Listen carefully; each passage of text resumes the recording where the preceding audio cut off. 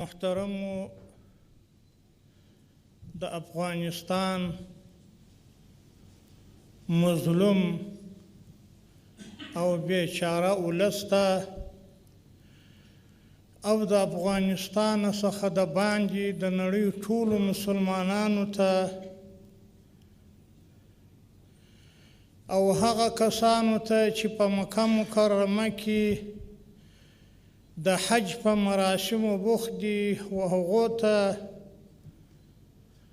او هغه کسان چې په شل کلن جهاد کې یا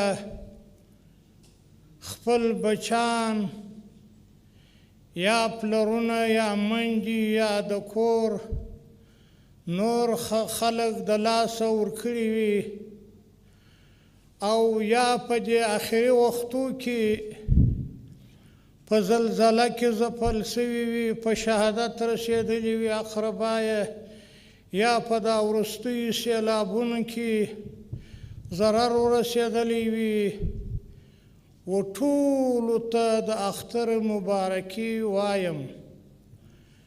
خصوصا و هغه مجاهدینو مبارکانو ته چې شل کاله د افغانستان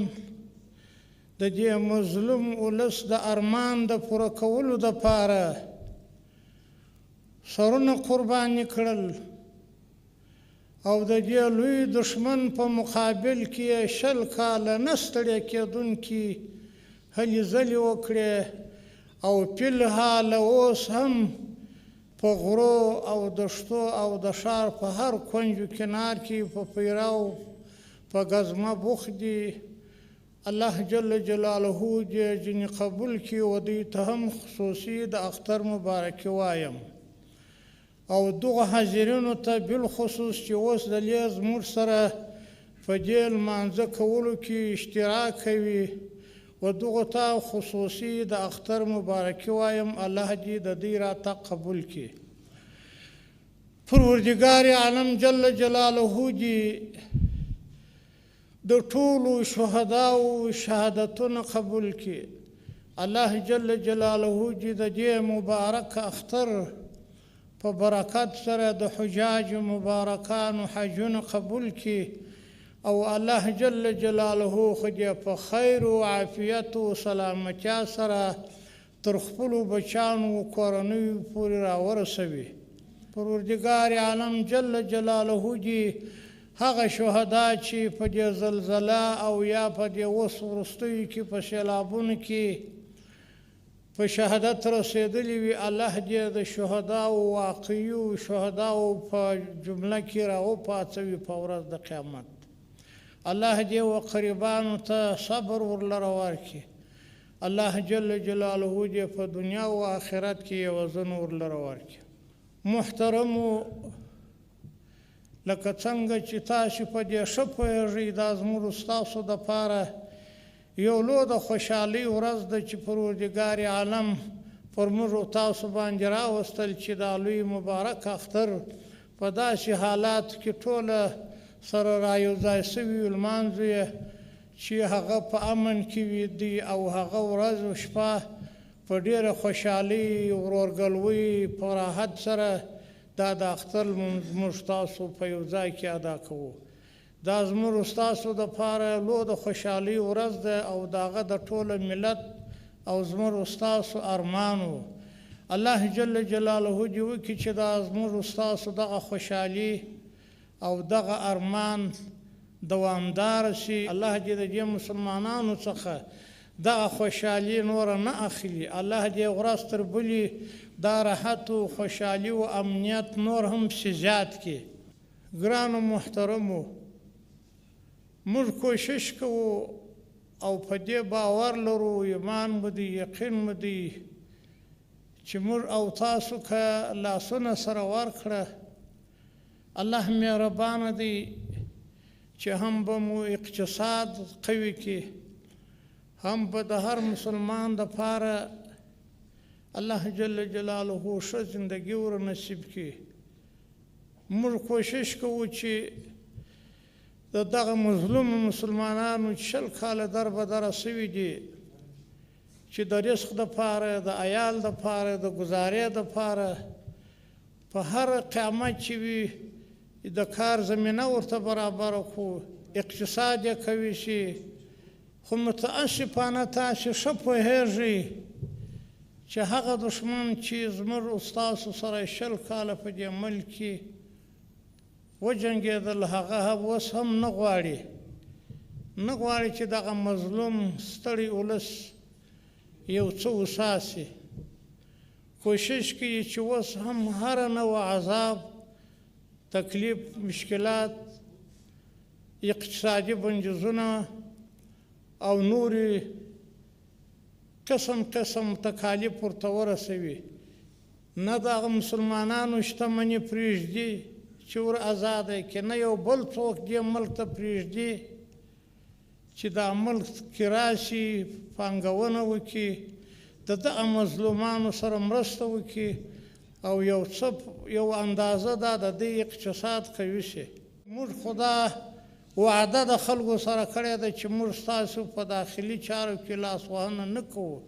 ستاسو په امنیت تکلیف نه پیښوو، تاسو ته مشکلات نه پیښوو. او په دې مبارکه ورځ پر هغه مخالفینو غږ کوم، الله جل جلاله دومره موقع درته درکړې ده، امارت بخښه درته وکړه، امارت عفو درته وکړه، ستاسې د هوسایي ژوند دپاره یو طریقه درته جوړه کړې ده. مشران ملګري و خپلو کشرانو ته توصیه کوي، وایي پیغور لا مه ورکوه هغه خلکو ته چې زموږ سره یې دا 20 کاله جنګېدلي. سبحان الله، څونه ترحم دی، څونه رحم دی. دا پیغور هم وایي مه ورکوه چې تا داسې کړي دي، داسې کړي دي، داسې کړي دي. نو ته څه غواړې؟ ستا دپاره کمیسیون تیار دی، موقع درته مساعده ده. و هغه کشرانو ته چې د دغو بدبختو په خوله جنګېږي، هغو ته مو دا توصیه ده، دا مو ورته وینا ده چې خو عقل به لري، انسانان یاست، هغه په بیابان کې درته ناست دي، ولې دا خپل ژوند دنیا او آخرت خرابوي؟ د څه دپاره؟ چیش غواړي؟ په چیش دپاره جنګېږي؟ اسلام و شریعت غواړي که امن غواړي؟ چیش غواړي؟ خو الله جل جلاله په دې ملک کې ارامي راوستلې ده، شریعت حاکم دی، یو اسلامي نظام جوړ دی، په ټوله ملک کې امنیت دی، قراري ده، خوشحالي ده. ولې داسې کوئ چې د دې مظلومانو دغه خوشحالي جنې اخلي؟ و مشرانو ته مو دا خواست دی چې راسئ، د دې خپل ورونو سره یو ځای سئ، دا ملک ته راسئ، دا ستاسو ملک دی، ولې په بیابان کې شپې تېروئ؟ داسې څرګندونې مه کوئ چې دا خو ستاسې ملک دی، یا نن یا سبا به ورته راځئ، سبا د خپلو خبرو څخه شرمېږئ، نسئ کولی چې اقدام وکړئ دې ملک ته راسئ. په خپلو خبرو کې احتیاط وکړئ. دا دښمني په خبرو کې اوس هم ښکاره کېږي، سړی ورته ګوري چې دا خبرې کوي، په یو ځای کې مېلمانه یې داسې څرګندونې کوي چې اوس هم یې دغه څرګندونې د نفرت و، د نفاق و، د دښمنۍ څخه ډکې وي. زما و دوی ته دا خواست دی چې ولې داسې کوئ؟ وتلي یاست، امارت بخښه درته کړې ده، بیا مو په احترام راغواړي، نو ته خو دغونه قدر کوه، خو مسلمان به یې، د دې ملک به یې، دغونه قدر خبرې خو کوه چې د یو خلکو الفت تر سره پیدا شي، خلک په دې پوه شي چې دغه سړی یا دغه ښځه د دې خپلې دښمنۍ څخه پر شا سوې ده، غواړي چې په دې ملک کې ښه ژوند وکړي، دې ملک ته راشي. نو تر څه وخته به تاسې په بیابان کې یاست؟ داسې څرګندونو سره به مخ یاست چې پر امارت هم لګېږي، پر اسلامي نظام هم لګېږي، پر شریعت هم لګېږي. ګرانو محترمو، بل دا غوښتنه د خلکو څخه کوم، خلک دا خبره کوي چې د امارت خلک د انتقاد زغم او صبر نه لري، چې څوک انتقاد پر کوي یا سوال پر کوي یا د دوی دا تګلاره تر پوښتنې لاندې راولي، دې بندیانۍ تهدیدي. د دې ځایه څه زه په ډاګه و ټوله ملت ته، که په افغانستان کې دي افغانان، که د باندې دي، دا ډاډ ورکوم چې موږ زغم لرو، صبر لرو، د هر چا و انتقاد ته و سوال ته و پوښتنې ته لبیک وایو. خو ګوره دغه پر دوه قسمه دي، یو داسې دي چې د فساد په نیت یې کوي، یو داسې وي چې د نفاق په نیت یې کوي، کوشش کوي چې د دې مسلمانانو په مابین کې نفرت راولي، نفاق واچي، سره ویپاشي. یو هغه تنقید دی چې هغه د اصلاح دپاره وي.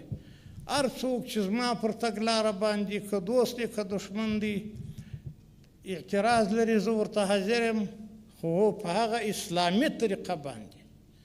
خو یا دې راشه ما سره دې کښېني، زه به وخت ورکړم، یا دې مکتوب راته ولیکي خپل ټوله سوالونه اعتراضونه چې دی پر ما لري، پر امارت یې لري، راواجستي. خو راسه هر مسؤل چې ته غواړې چې هغه ته مشوره ورکړې، وایم زه و دې ته حاضر یم چې هر څوک زما پر تګلاره باندې سوال لري یا زما د دې حکومت پر دغه باندې انتقاد کوي، وخت ورکوم، را سره کښېني، که لوی سړی دی که کوچنی دی. خلک دا خبره کوي چې د افغانستان امارت اسلامي چې دی، مجاهدین چې دی، د بشر هغه که نر وي که ښځه وي د دې حقوق هېڅ پروا نه کوي. ګورې ورونو مسلمانانو، فقط یوې خبرې ته اشاره کوم، نور قضاوت و ملت ته پرېږدم. د بشر دپاره حقوق دوه قسمه دي. یو هغه حقوق دي چې کفارو د خپل ځان د بشر د خپل ځان دپاره جوړ کړي دي، چې دا حق دی، دا حق دی، دا حق دی. بشر راولاړ شوي دي، خپل ځان ته حقوق جوړ کړي. چې آیا دغه به څومره د اسلام هغه اصول په نظر کې نیولي وي؟ یو هغه د بشر حقوق دي چې خالق البشر جل جلاله و بشر ته تعین کړي دي. امارت به څنګه دا جرأت وکړي چې وایي چې موږ غواړو چې موږ په دې ملک کې اسلامي نظام راولو؟ دا هم د اسلامي نظام یو جز دی چې خالق البشر جل جلاله د دې خپل مخلوق و بشر دپاره یو تګلاره جوړه کړې ده، او هغه دې د امارت خلک ځینې واخلي چې الله ورته تعین کړی وي. دا جرأت څوک کولی شي؟ څوک یې کولی شي چې پروردګار عالم جل جلاله د یو انسان دپاره، حتی په اسلام کې خو تاسو ښه پوهېږئ چې د کافر دپاره هم چې هغه ذمي کافر وي، هغه دپاره خپل حقوق دغه کړي دي. تر دغه بالا و اخواته